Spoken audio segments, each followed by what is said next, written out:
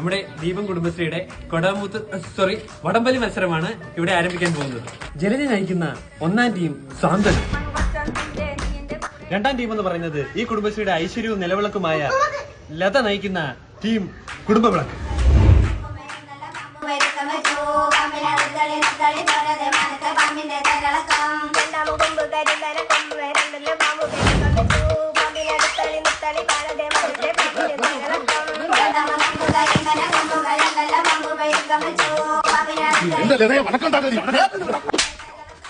എന്റെ പിള്ളേരെ തന്തേ തൊടുന്നോടി എന്നെ തൊട്ടാറായോ നീ?